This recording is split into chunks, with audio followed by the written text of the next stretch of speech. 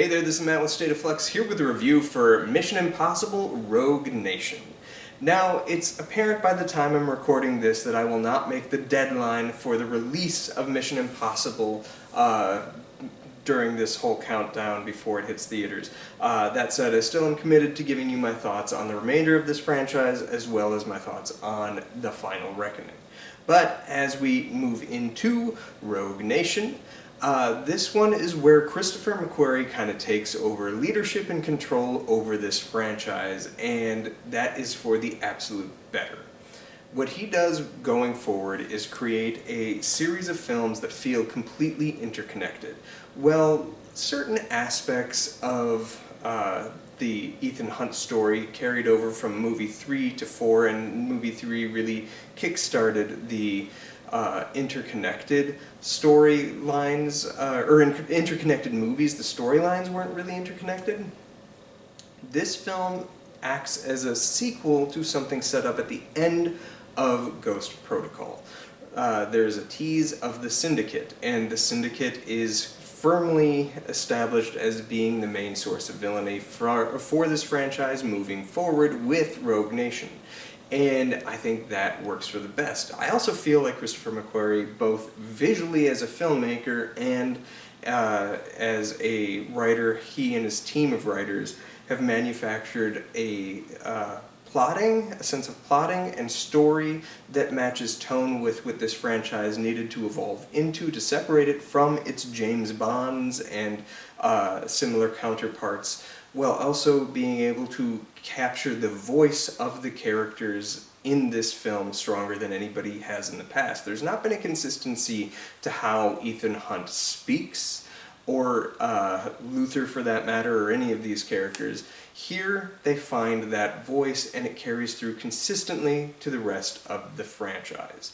The addition in this one of Rebecca Ferguson's character is absolutely what makes this movie work. She is fantastic. Even now, knowing where her character goes by the end of the film, they play the line of, is she going to double-cross him? Is she a good guy? Is she a bad guy? Where is she in this whole story? So freaking well that I am convinced by the end of the film I'm going to still be surprised where she's going to go. And that's quality of writing and quality of performance. Rebecca Ferguson knocks it out of the effing park. This is the first movie that I remember seeing her in, and she blew me away, and I'm not surprised that she had a really strong career moving out of this film. And I am ultimately bummed that this franchise eventually sort of sidelines her.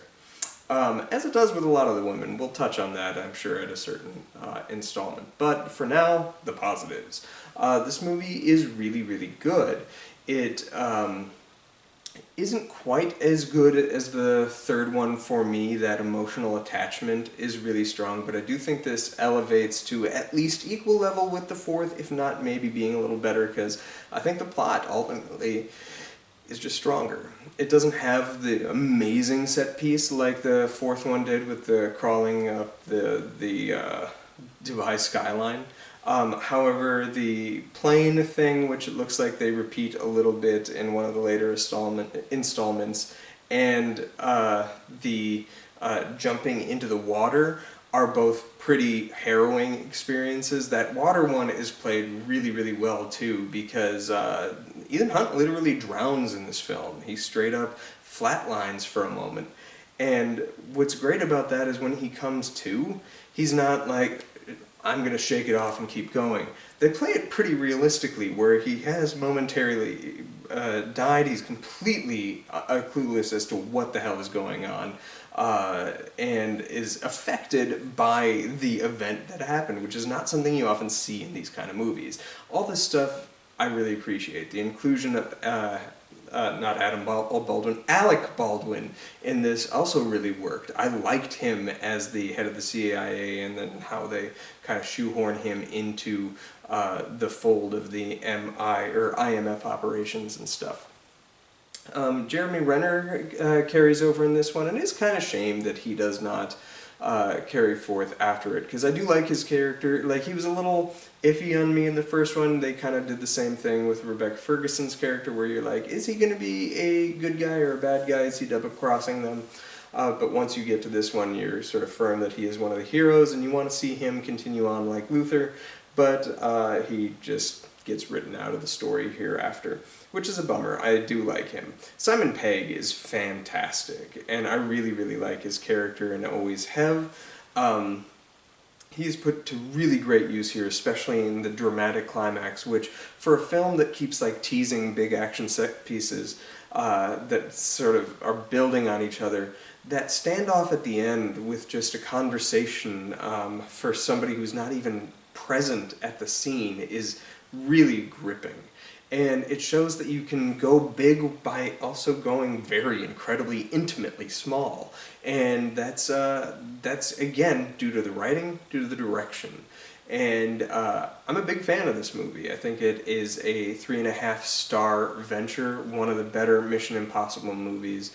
And I remember the sixth one being just absolutely fantastic, and I'm excited to see where that movie takes us. Thanks for watching. Let me know what you thought of this film in the comment area down below. Thanks for watching, like, subscribe, do all that good stuff, and peace!